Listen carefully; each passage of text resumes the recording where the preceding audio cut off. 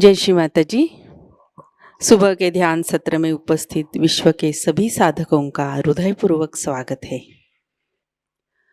कुंडलिनी चढ़ाकर बंधन लेते हैं।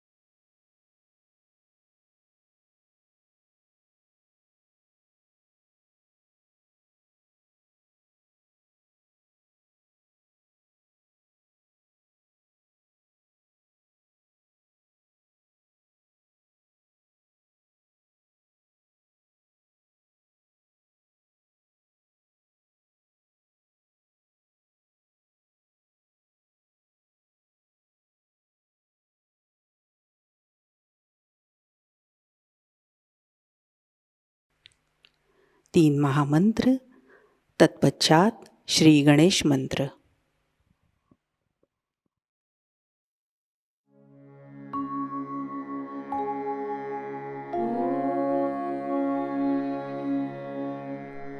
त्वमेव साक्षात्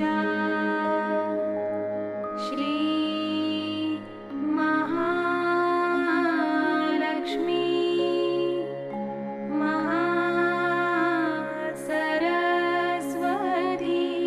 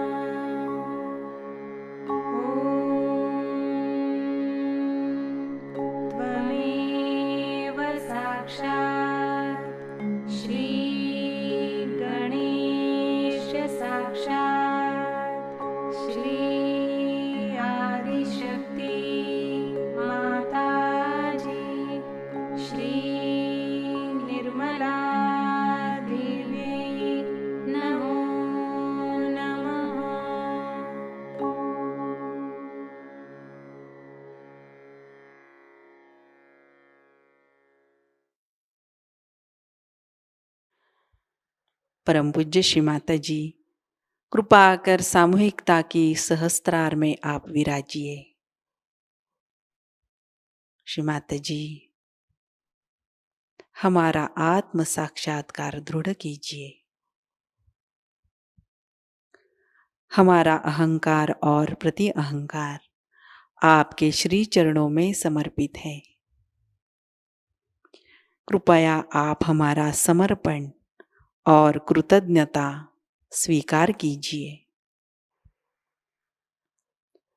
सहस्त्रार पर अपने चित्त को स्थिर करते हुए कुछ समय ध्यान में बैठते हैं।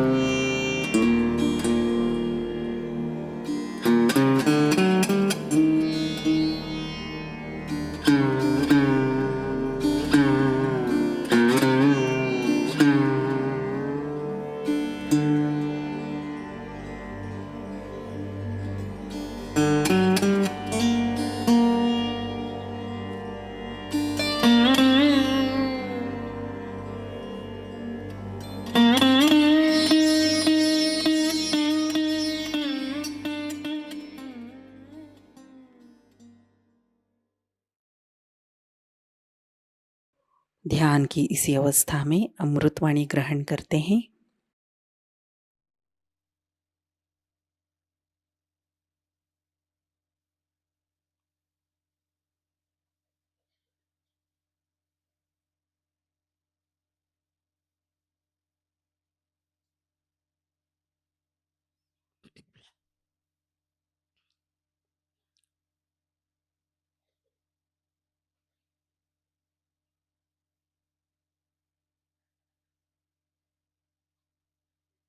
आज हम लोग यहाँ ईसा मसीह का जन्मदिन मनाने के लिए उपस्थित हुए हैं। ईसा मसीह की ज़िंदगी बहुत छोटी थी और अधिक काल उन्होंने हिंदुस्तान में ही बिताया, कश्मीर में।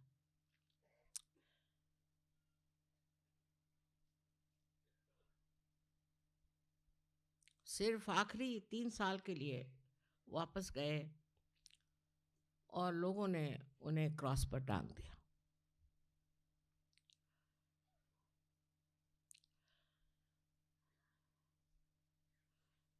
ये सब कुछ विधि का लिखा हुआ। आज्ञा चक्र को खोलने के लिए उनको ये बलिदान देना पड़ा, और इस तरह से उन्होंने आज्ञा चक्र की व्यवस्था करी। आज्ञा चक्र बहुत संकीर्ण, छोटा सा और आसानी से खुलने वाला नहीं, क्योंकि मनुष्य में जो स्वतंत्रता आ गई उससे वो अहंकारी बन गया।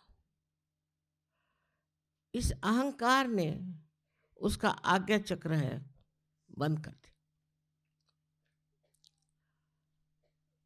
और उस बंद आज्ञा चक्र से निकालने के लिए अहंकार निकालना जरूरी है।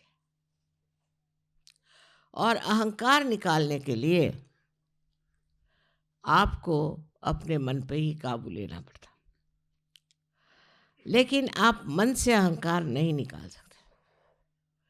जैसे ही आप मन से अहंकार निकालने का प्रयत्न करेंगे, वैसे ही मन बढ़ता जाएगा और अहंकार बढ़ता जाएगा। अहम करोति सा अहंकार, हम करें, इसका मतलब अगर हम अपने अहंकार को कम करने की कोशिश करें तो अहंकार बढ़ेगा, क्योंकि हम अहंकार से ही वही कोशिश करते। जो लोग ये सोचते हैं कि हम अपने अहंकार को दबा लेंगे, खाना कम खाएंगे, दुनिया भर के उपद्व्याप, एक पैर पे खड़े हैं तो कोई सर के बल खड़ा है, हर तरह के प्रयोग लोग करते हैं अपने अहंकार को नष्ट करने। लेकिन इससे अहंकार नष्ट नहीं होता, इससे बढ़ता है। उपवास करना, जप तप करना आदि सब चीज़ों से अहंकार बढ़ता है। हवन से भी अहंकार बढ़ता है, क्योंकि अग्नि जो है वो राइट साइडेड है। जो कुछ भी हम कर्मकांड करते हैं, रिचुअल्स करते हैं, उससे अहंकार बढ़ता है। और मनुष्य सोचता है कि हम सब ठीक हैं। हजारों वर्ष से वही वही कर्मकांड करते रहता, और उल्टा सीधा सब मामला जो भी सिखाया गया वही वो कर रहा है। इसीलिए सहयोग कर्मकांड के विरोध में कोई भी कर्मकांड करने की जरूरत नहीं।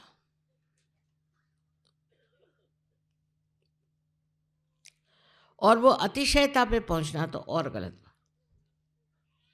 जैसे हमने कहा कि अपने अहंकार को निकालने के लिए आप उसको मराठी में जोड़े पट्टी कहते हैं, जूते मारे। तो रोज सवेरे सहयोगी जूते लेके चले लाइन में। अरे अगर आपके अंदर अहंकार हो तब हर एक आदमी हाथ में जूता लिए चला जा रहा है रास्ते से। ये सब कर्मकांड सहयोग में भी बहुत घुस गए।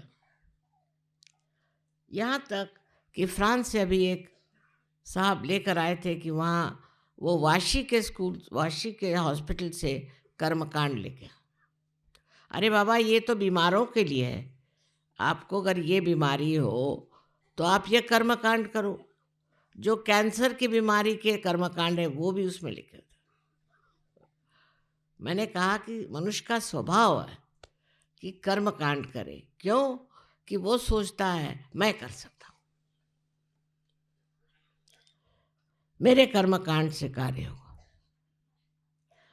और इस कर्मकांड में सिर्फ आप ही लोग नहीं, परदेश में भी बहुत से लोग कर्मकांड करते रहते, तरह तरह का। जैसे साल भर में एक बार चर्च को जाएंगे, माने आज के दिन, उसके बाद भगवान का नाम भी नहीं लेंगे, दुनिया भर के गंदे काम करके और कैथोलिक धर्म में जा करके वो कन्फेशन करते। ये सब मूर्खता अगर आप देख सकें तब आप सहयोगी हो गए। अगर आप समझ सके कि ये सब गलत काम जो हमने किया है ये गलत है और अब से आगे ये काम नहीं करने का, ये अगर आपकी समझ में आ जाए तो बात आपके दिमाग में आ जाएगा। अब कर्मकांडी लोगों में और भी विशेषताएं होती हैं। एक तो वो एक नंबर के कंजूस होते, अगर उनसे आप 10 रुपए की बात करो तो वो आकाश में कूदने लग जाते। उसको मराठी में कवड़ी चुंबक कहते हैं। एक बात है, मराठी में ऐसे ऐसे शब्द हैं कि उससे आपका अहंकार ऐसे ही उतर जाए। जैसे कि कोई अपनी बड़ी बड़ी बातें बताने लगा, मैंने ये किया, मैंने वो कहा, तो उसको धीमे से कहने का कि तुम तो चने के पेड़ पर चढ़ रहे हो। चने का पेड़ तो होता नहीं, हरभऱ्याच्या झाडावर चढतात तुम्ही, तो वो ठंडा हो जाए। मैंने ये किया, मैंने वो किया, मैं, जब तक ये मैं नहीं छूटता तक हमारा ईसा मसीह को मानना गलत है। पर आश्चर्य की बात है कि जिसको क्रिश्चियन नेशंस कहते हैं, जहाँ ईसाई धर्म है, उनसे ज़्यादा अहंकारी मैंने तो कोई देखे। विशेषकर अंग्रेज़, अमेरिकन, सब लोगों में इस कदर अहंकार है कि समझ में नहीं आता कि ईसा मसीह के ये शिष्य। अब इस अहंकार का इलाज क्या, वो सोचना चाहिए। इसका इलाज ईसा मसीह थे और उन्होंने सिखाया है कि आप सबसे प्रेम करें, अपने दुश्मनों से भी प्यार करें। इसका इलाज उन्होंने प्यार बताया, और प्यार के सिवाय कोई इलाज नहीं। लेकिन ये प्यार परम चैतन्य का प्यार है। उन्होंने साफ साफ कहा कि आप अपने को खोजो, दरवाजे खटखटाओ तो दरवाज़ा खुल जाएगा। इसका अर्थ ये नहीं कि तुम जा कर के दरवाजे खटखटाओ। इसका मतलब ये है कि अपने दिल के जो दरवाजे हैं उसे खोलिए। जिस आदमी का दिल छोटा होता है, जो कंजूस, वो आदमी कभी भी सहयोगी नहीं बन सकता। और दूसरी चीज़ जो बहुत ज़रूरी है कि आपको अगर गुस्सा आता है, इसका मतलब आपके अंदर बहुत ही अहंकार है। एकदम मैंने देखे गुस्से वालों के स्फोटक होते हैं और उसमें उन्हें शान आती है, बताते हैं मैं बड़ा गुस्से वाला हूँ। ऐसे लोग सहयोग में नहीं आते। जो लोग प्रेम करना जानते हैं, और वो भी विशुद्ध प्रेम, वो भी प्रेम ऐसा कि जिसमें कोई आकांक्षा नहीं, कोई इच्छा नहीं, पूर्णतया निरीच्छ जो लोग प्यार करना चाहते हैं वही सहयोग में रह सकते हैं। अहंकारी लोग बहुत गलत सलत काम करते हैं और मैं उनसे तंग आ गया। अपने ही मन से कुछ शुरू कर देंगे और मुझे बताएंगे भी नहीं। और ऐसा करने से आज हजारों प्रश्न खड़े होगा। आज बताने की बात है कि दिल्ली में इन्होंने मुझसे एक बार एक पूजा के दिन हड़बड़ी में आकर बताया कि हमें ज़मीन मिल रही है, बस उससे कितना पैसा लिया, वो कैसा होने वाला है, ज़मीन कैसी, कुछ। और किसी भी सहयोगी ने नहीं बताया, क्योंकि कल कल कोई कहे कि ये माताजी ने कहा है, तो उस आदमी को आप बिल्कुल छोड़ दीजिए। मुझे कुछ कहना है तो मैं स्वयं कहूँगी। उसके बाद इतनी मीटिंग्स हो गई, ये मैंने कभी कुछ नहीं कहा। अब जिन्होंने उनको पैसा दिया वो सर पकड़ करके बैठे कि बिल्कुल ये ठगाया गया, ये पैसा कैसे मिलेगा। मुझसे बगैर पूछे सारे काम हो, बिल्कुल बगैर पूछे। अब वो इतनी ख़राब ज़मीन है कि उसके बारे में अब नोटिस आई है कि आप कुछ नहीं बना सकते, उल्टे आपको हम पकड़ेंगे।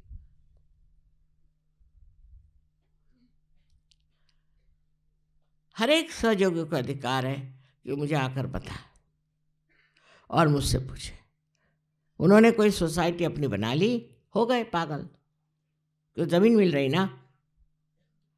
इतनी खराब ज़मीन है कि वहाँ हम बताते हैं कि मुर्गी भी नहीं पाल सकते, तो सहयोगी हो क्या, मुर्गियों से भी गए बीते।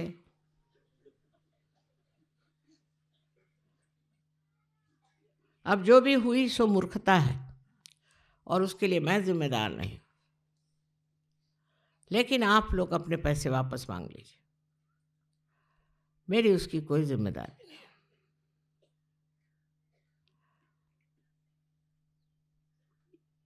ईसा मसीह ने तो यहाँ तक कहा था कि जो लोग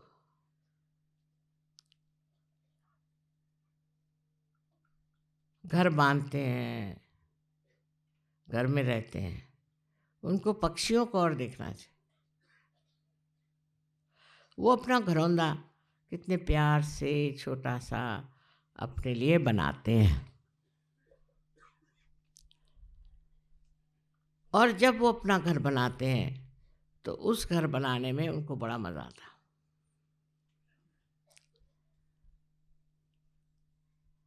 हर तरह से उन्होंने ये समझाया कि आप ममत्व को छोड़ दीजिए। ये मेरा घर है, ये मेरी ज़मीन, ये मेरे बच्चे, यहाँ तक कि ये मेरा देश। ये जो ममत्व है ये छूटना चाहिए, तभी आप जो है महान हो सकते हैं। सारे विश्व में आप भाई बहन हैं। इसका मतलब नहीं कि आप अपने देशभक्ति को छोड़ दो, बिल्कुल नहीं। अगर आप देशभक्त नहीं हैं तो आप कुछ भी नहीं कर सकते। आप में देशभक्ति होनी ही चाहिए, लेकिन यही देशभक्त विश्वभक्त हो जाता है। अगर देशभक्ति नहीं है, जब बूंदी नहीं तो सागर कैसे बनेगा। तो प्रथम आपके अंदर देशभक्ति है कि नहीं, इसको पहले देखिए। आप देश के विरोध में कर कार्य कर रहे हैं तो आप देशभक्त हैं। ईसा मसीह को वापस जाने की कोई ज़रूरत नहीं थी। उन्होंने कहा भी था कि वहाँ सब ऐसे लोग रहते हैं जिनको सिर्फ मल की इच्छा है, म्लेच्छ है। लेकिन शालिवाहन ने उनसे कहा नहीं नहीं, तुम जाओ और को निर्मल तत्वम सिखाओ। वो सिखाने गए निर्मल तत्वम, उनको ही खत्म कर दिया। तो पागलों का देश, उनसे कुछ सीखने का था नहीं, पर सिखाने का था, इसलिए वो गए। और उसी लिए उनका अंत इस तरह से हुआ। बस समझदारी और क्षमा, क्षमा ही मंत्र है जिससे आज्ञा चक्र छूट सकता। अगर आपको किसी के प्रति कोई सी भी गलत फहमी है, किसी के प्रति आपको द्वेष है, या किसी के भी प्रति हिंसा की वृत्ति है, तो आपका आज्ञा ठीक नहीं हो सकता। जो भी आपको करना है वो प्रेम के द्वारा करें। आपको किसी को कहना भी है तो इसलिए कहना है कि उसका जीवन निर्मल हो जाए, अब ऐसा मत है नहीं कि आपने बच्चों को खराब करे। बच्चों को पूरी तरह से आपको डिसिप्लिन में लाना है। अगर आप डिसिप्लिन में बच्चों को ला नहीं सकते तो आपके बच्चे कभी अच्छे सहयोगी नहीं हो सकते। और उसके लिए आप में खुद होना चाहिए डिसिप्लिन। आप में अगर डिसिप्लिन नहीं रहेगा तो आप अपने बच्चों को ठीक नहीं कर सकते। ईसा मसीह का जीवन जो था उसके बारे में बहुत कम लिखा गया है, लेकिन उनके अंदर इस कदर डिसिप्लिन थी, इस कदर उन्होंने सहा और अपने जीवन से दिखा दिया। उनके विवाह की भी ज़रूरत नहीं थी, उन्होंने विवाह नहीं किया। इसका ये मतलब नहीं कि वो विवाह के विरोध में थे। ऐसी गलतफहमी करके लोग बैठे हुए हैं कि विवाह के विरोध में, और इसीलिए इन्होंने ये बनाई हुई हैं औरतें जिनको नन्स कहते हैं, उनकी शादी ईसा मसीह से करते हैं। वो साक्षात गणेश, उससे कैसे शादी कर सकते? उसके अलावा आदमियों को भी शादी नहीं करना, इस तरह के अनैसर्गिक बातें सिखा दी। उससे वो सबको अपने कब्जे में रख सकते हैं, कंट्रोल कर सकते हैं, पर उससे ईसाई नहीं हो सकता। इस तरह के कृत्रिम बंधन अपने ऊपर डाल लेने से आज ईसाई धर्म डूब रहा है। ईसा को उन्होंने भुला दिया और अपने ही मन से एक धर्म बना लिया है और उसको ईसाई धर्म कहते हैं।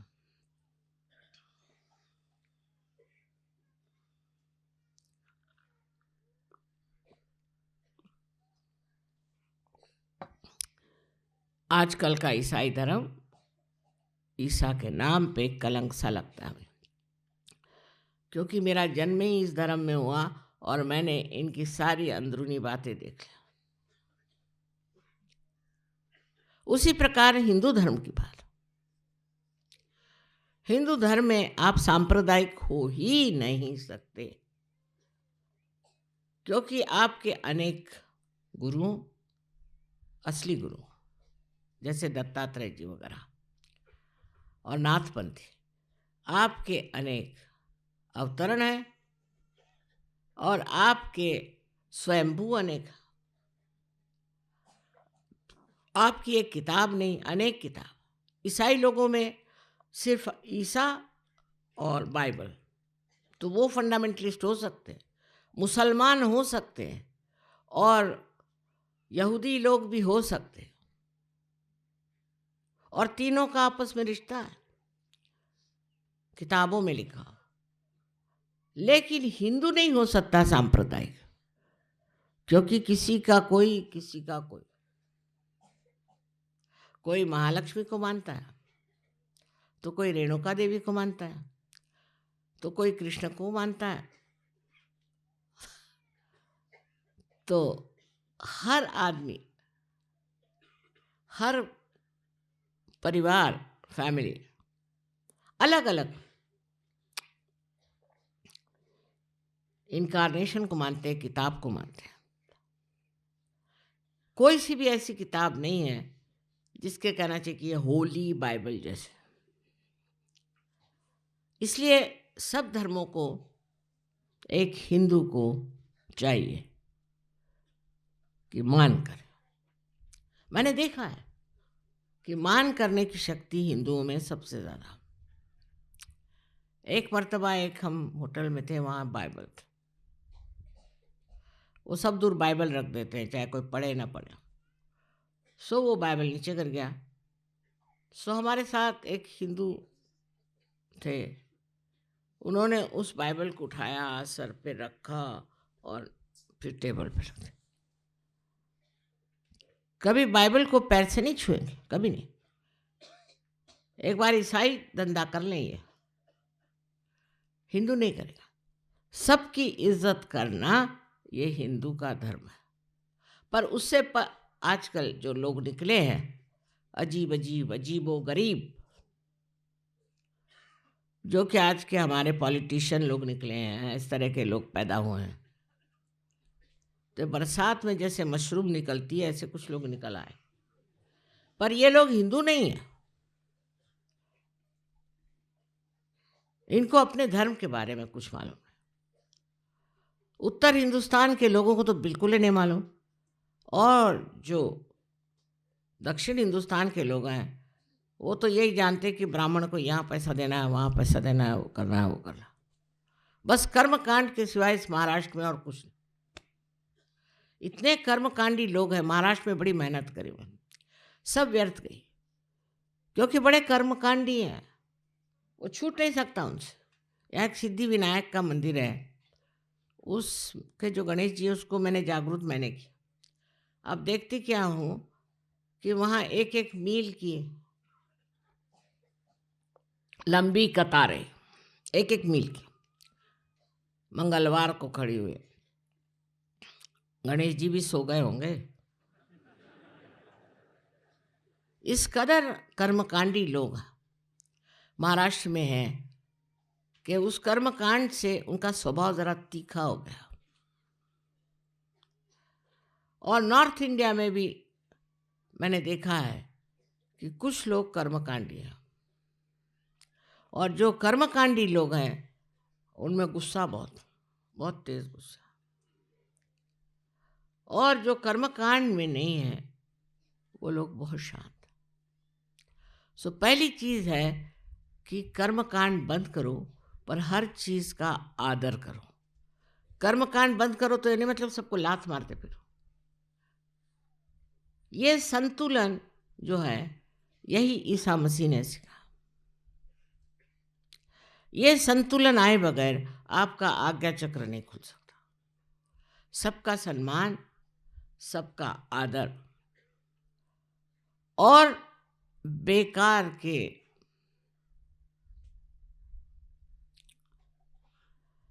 कर्मकांड जिसमें गलत लोग पनप रहे हैं।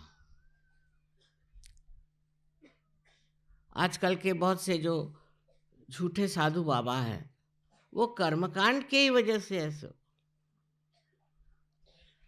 वो कहेंगे कि आप इतने रुपए दो, ये करो, वो करो, यज्ञ करो, 108 मर्तबा रोज ये नाम लो, वो नाम लो, मंत्र देता हूँ, फलाना करता हूँ। ये सब कर्मकांडी और कर्मकांड आप लोगों को सिखाते हैं, जिसके पूरी तरह से विरोध में ईसा मसीह।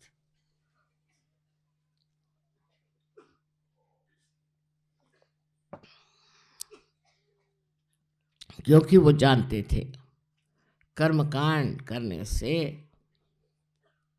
आदमी अहंकारी हो जाए, और इस अहंकार को तोड़ने के लिए उन्होंने कर्मकांड को एकदम मना किया था।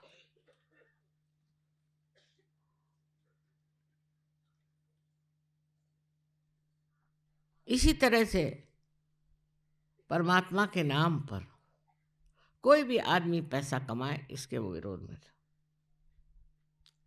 उसके उल्टा शुरू हो गया कि पैसा कमाओ और खाओ। कमाना तो नहीं छूटा, पर पैसा कमा लो और खा जाओ खुद, जिससे कोई भी कार्य नहीं हो सकता। आज सहयोग के कार्य में हमको याद रखना चाहिए कि हमने सहयोग के कार्य में क्या पैसे दिए, कितना पैसा दिया। ईसा मसीह के पास तो 12 मच्छी मार थे, वो तक फैल गए सारे दुनिया में मेहनत कर। आज आप लोग मेरे इतने सारे शिष्य, और आप लोग चाहें तो कितने ही लोगों को पार करा सकते हैं, कितने ही लोगों को सहयोग में ला सकते हैं। पर लोग आधे अधूरे नहीं रहना चाहिए, गहरे उतरना चाहिए। जब तक गहरे नहीं बैठेंगे तब तक वो समझ नहीं पाए। और उसके लिए सबसे बड़ी चीज़ है कि हम उनको कितना प्यार देते हैं और वो कितना प्यार दूसरों को देंगे। कोई भी आदमी अगर सहयोग में लीडर होता है तो उसको पहले याद रखना चाहिए कि ईसा मसीह ने जो दीन दी है कि आप सबसे प्यार करो। वो मैं कर रहा हूँ क्या? मैं सब पे रोब दाब झाड़ता हूँ, मैं सबको ठिकाने लगाता हूँ, सबके ऊपर आंखें निकालता हूँ। ये अहंकार बहुत सहयोग के विरोध में ही नहीं है, पर उसका नाश करने वाला है। जिस आदमी में भी अहंकार हो वो उसको कम करे और उसकी जगह प्यार से भरे, तो जीवन जो है सुखमय हो जाएगा, जीवन सुंदर हो जाएगा। अगर आपको प्यार करना आता नहीं तो थोड़े दिन आप सहयोग से बाहर रहे, पहले अपने हृदय के दरवाजे खोलिए, उसी की शक्ति से सहयोग फैलेगा। बात यह है जो लोग सहयोग फैलाते हैं उनमें प्यार की शक्ति कम, गुस्से की शक्ति ज़्यादा, कभी नहीं फैलेगा। प्यार से बढ़ेगा और गुस्से से घटेगा और नष्ट हो जाएगा। जो ईसा मसीह की सीख है वो बहुत ज़रूरी है कि हम लोग समझ लें। I'm sorry I had to talk in Hindi language because most of the people are here Indians. Some of them are Marathis and others are from the North India. I was telling them about Christ. What was his power? His power was of love and not of anger, because he is the one who has crossed the most difficult center of Agya. Those people who have ego never realize they have ego. With their ego, they do all kinds of nonsensical things. Without asking me, they have done something in Delhi. Without asking me, they have done something in Russia. And it's so destructive to Sahaja that they don't realize what they have done is a crime which is punishable by all divine laws.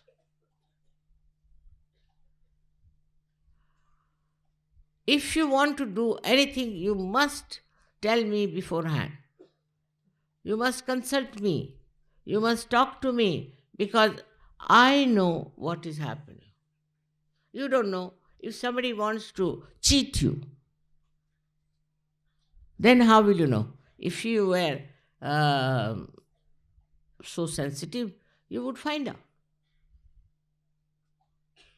You would have asked me, Mother, what should we do? At least ask me. This is the main thing missing among Sahajogis now, that we have a kind of a very subtle ego. If you make somebody a leader, it's very dangerous sometimes if the leader develops ego because of his wife. It's a very difficult thing. They can destroy Sahajoga completely. Anything is possible. So before you do anything like that, you have to consult. I am still living and you can ask me. You can write to me. You can telephone to me. At least I am there to tell you. But then you have to develop your balance and your love. That is only through this Parama Chaitanya. With this all-pervading power of divine love, you can develop that discretion, you can develop that special powers. Even if somebody telephones to me, immediately I know what's wrong with the person. I don't say that you can become like me, but at least you have vibrations to see. Also see your own vibrations. How are you moving? Put a paper on your hand and you'll see it will start shaking before my photograph. With this ego, you cannot go further. Why did you come to Sahaja Yoga? You came here not to become some sort of a leader or some sort of a king, but you came here to become a great guru. As you asked me, Guru Pada Dijiye. For that, you have to have in Sahaja Yoga a complete humility, natural humility, natural balance. This is what Christ has taught us.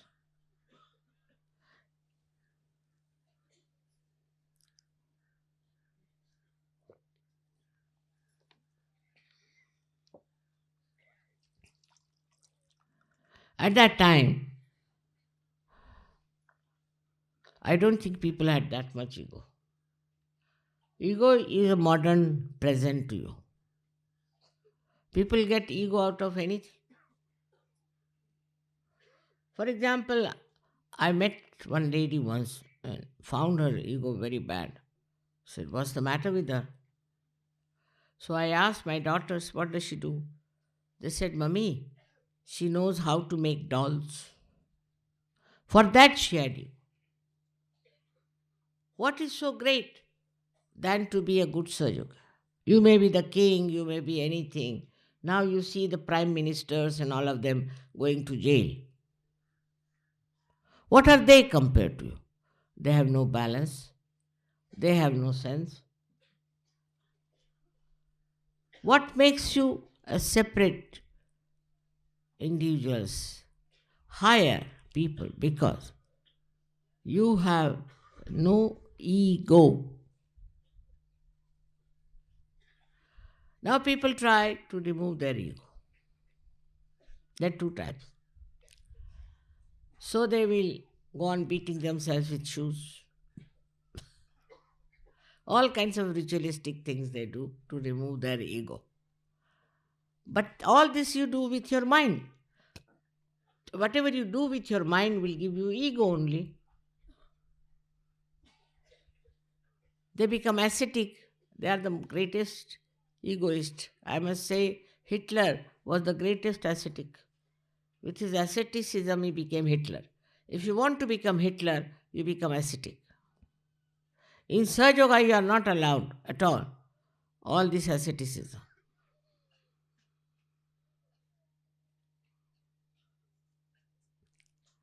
You have to be loving, affectionate, kind, and disciplined.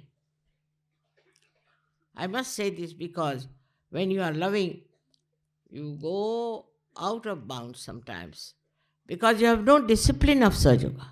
Loving doesn't mean that you become like a Romeo Juliet. Doesn't mean that. You must have your balance through your discipline. If you have no discipline, you can never be a good Sahaja Yogi. From the life of Christ, we have to learn these things, that unless and until we have these things, we cannot become good Sahaja Yogis. Firstly, ritualistic nature. Secondly, anger. Thirdly, miserliness. Like if you go to England, it's written there, save pounds by taking a taxi. This is what it is. Miserliness. Where can we save money? Mother, can you give concession? It's not some sort of a business I'm doing here. If you make it half price, so many will come. I'm not using your money. I'm using it for your buildings. All this, I've got it. Of course, my money also, and your money. So many things I've done. The whole of Vashi, the whole of ashram. In Delhi, 2 ashrams. then the whole of school, and also land in Pune and other places. Now in Pune, they want me to pay the land, to pay for everything, and Pune people are the known Maharashtrians to be great, miserly, conjuice people. Even for their own ashram, they would like me to pay for everything. And then nicely go and sing bhajans nicely. See, they are good musicians, that's what they are. But very, very miserly people.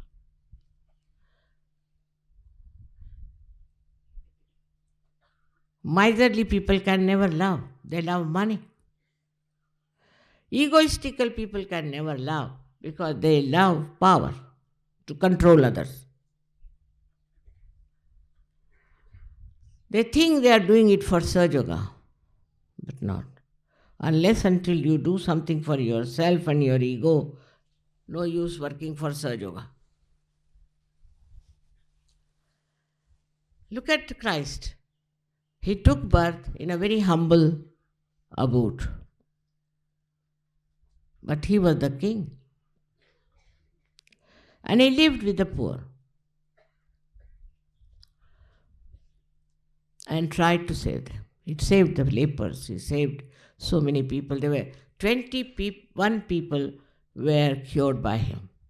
Now, Sahaja Yoga, I don't know how many thousands have been cured. But what is important is, if you are curing, you know that you are not curing. It is the divine power that is curing. You are not doing anything. It's best to be like that.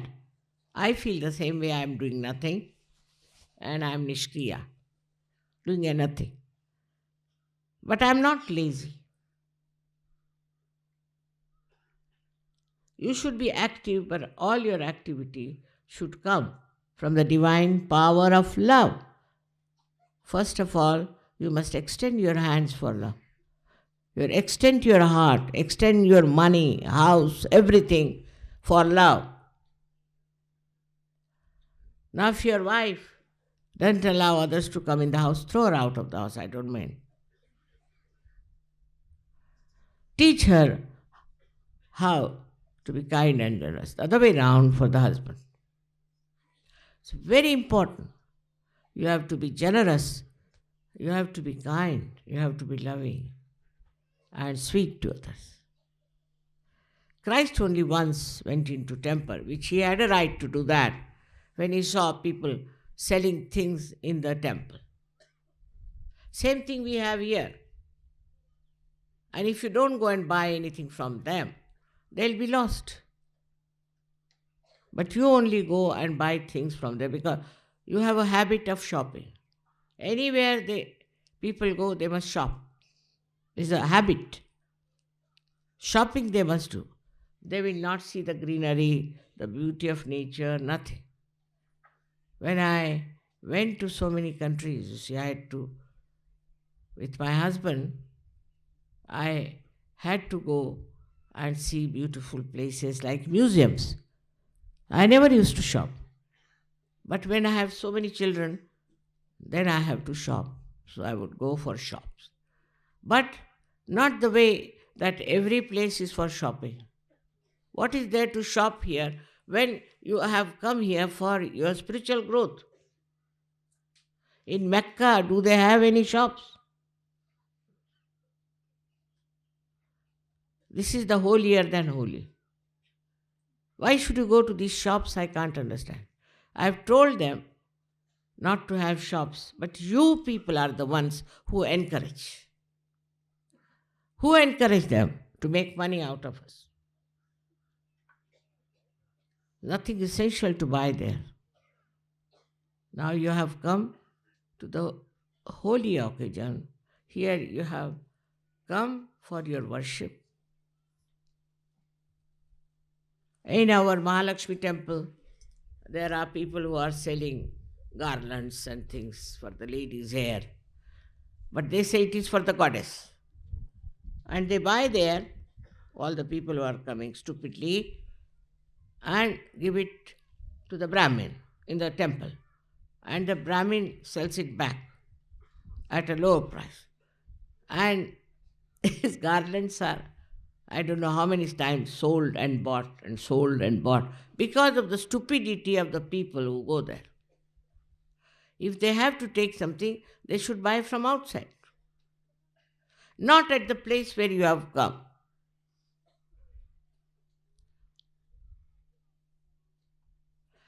As it is, you went to Delhi, you could have bought there. Or you came to Bombay, you could have bought there. But not in this place. We cannot make this place Bombay or Delhi. Otherwise, why should we come here? That's why Christ took a hunter and beat them, those who were selling things near the church. Now they don't have. I have seen near the church they don't have. They have outside. But they sell other things. Like Catholic Church sells a wine called Benedictine. Imagine. That's another story. Christ went for a wedding and they had no wine. Now, in the Hebrew language, wine means the juice of the grapes. It doesn't mean fermented. So he converted water into that wine. You cannot convert water instantaneously into wine. Wine has to rot, has to smell. The more it smells, the best it is. But they think that Christ said you must drink, they say. He never said that. He just converted it into wine, meaning the taste of the juice of grapes. Once I went to some television and there was a very nice man in Italy. He said, "Mother, you first give me realization." So I said, "Get some water." Put my hand into it. Now you drink it. He said, "It is tasting like wine." I said, "This is what Christ did." He got his realization. Instantaneously you cannot make wine. But if somebody dies, they will drink. If somebody is born, they will drink. At any cost, without drinking, they are not normal.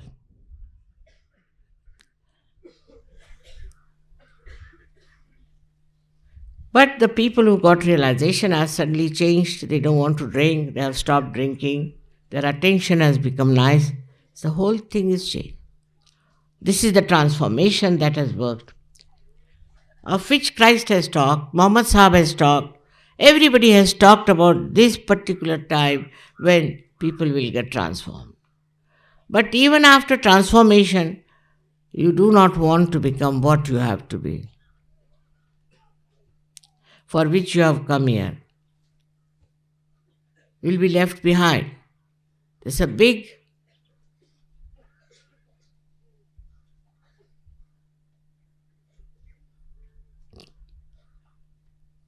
transformation is taking place. In that transformation also your rising is taking place. There's a big evolution going on. And those who will not evolve properly will be left behind. As it is said that this is the last judgment. And you will be judged. You will be left behind. You cannot adhere to people who are rising higher. With your weight, you will fall down. So, for you to understand Christ is all these qualities you must have. If you are hot-tempered, all right, go and beat yourself with shoes. But if you are not, then you need not. You must know what you are. First of all, introspect. Accordingly, you should work it out. But this ritualism is not allowed in Sahaja Yoga all the time.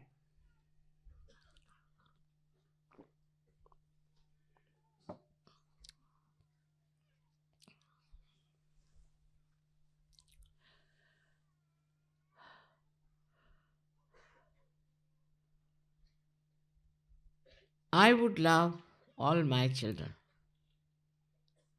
to be extremely loving and collective, not to denounce anybody for no rhyme and reason. And if you have to denounce, you should tell me. I know what is what. Without asking me, you should not measure up somebody and say, I've measured somebody. With what?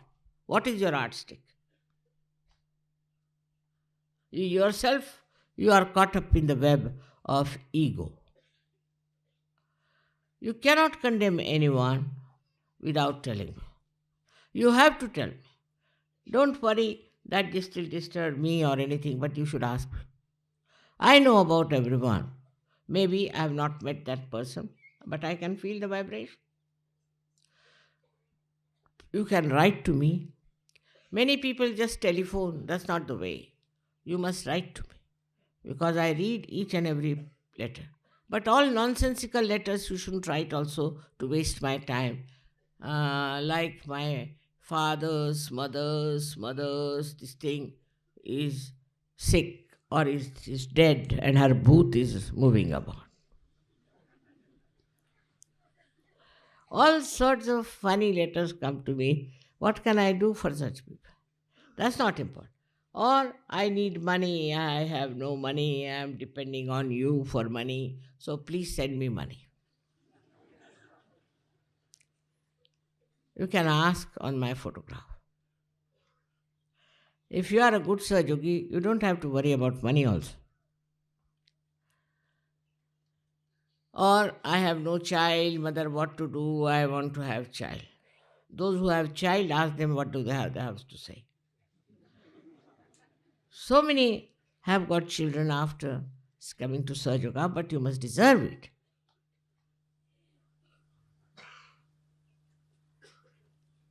So many miracles have taken place. So many people have been cured, no doubt. But that doesn't mean you have done it. Don't get into the trap of ego.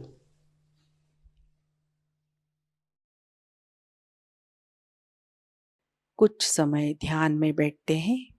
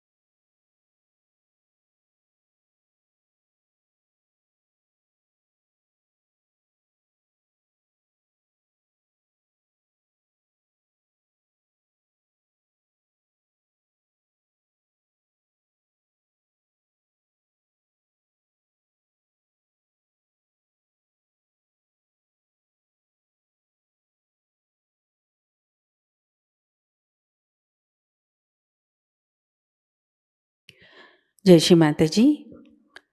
परम पूज्य श्री माता जी की श्री चरणों में हम प्रार्थना अर्पित करते हैं। परम पूज्य श्री माता जी, आज का ध्यान आपके श्री चरणों में समर्पित है। आज की अमृतवाणी में आपने हमें जो ज्ञान प्रदान किया, सामूहिकता आपकी ऋणी है।